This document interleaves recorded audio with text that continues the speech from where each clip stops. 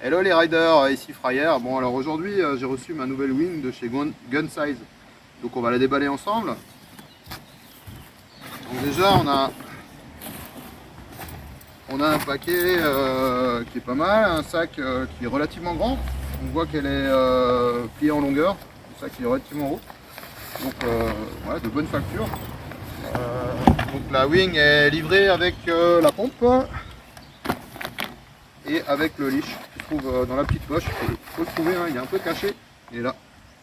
Voilà. Bon bah alors voilà. Alors on va déballer ça. Donc déjà au niveau du pliage, on se rend compte que elle est pliée dans le sens de la largeur et pas enroulée dans le sens de la longueur comme les autres wings que j'ai déjà eu.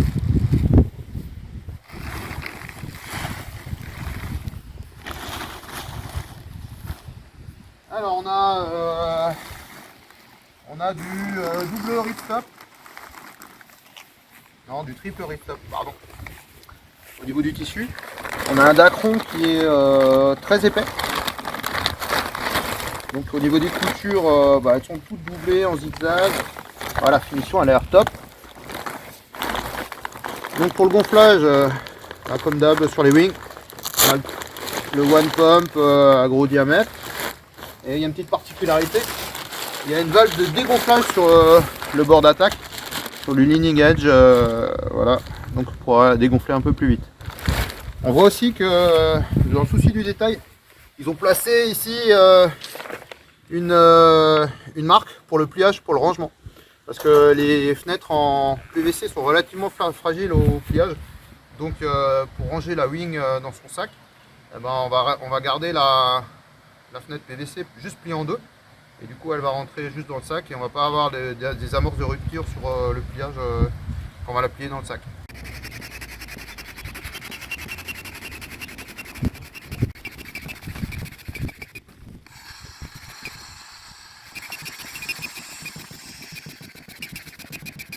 Voilà, elle est gonflée. Alors on a le petit bout pour fixer le leash devant. Et ce qui caractérise ces nouvelles wings iWing de chez Gun, donc là c'est une 4 mètres, hein, c'est une petite surface, c'est les nouveaux shapes, c'est ce qu'on appelle les shapes en dart. Donc on voit bien que le bord d'attaque est segmenté et il est en pointe pour favoriser la pénétration dans l'air. Et on a aussi sur l'arrière, sur le bord de fuite, la segmentation comme sur les ailes d'avion pour tendre la chute et éviter l'efflatement. On a aussi pas mal de dièdres sur le profil, donc il va donner un peu de tolérance et un peu de puissance aussi dans les sauts. Donc dans le souci du détail, le petit patch en néoprène qui permet de ne pas se faire les coupures sur les doigts au frottement des coutures. On a des poignées qui sont relativement larges, assez rigides, pas trop longues. Donc voilà, plusieurs positions. Et puis deux grandes fenêtres pour la visibilité. On voit bien qu'au niveau des renforts, les bords de fuite sont doublés en dacron avec double couture sur les zones de frottement, des renforts de protection comme sur les kites. Voilà.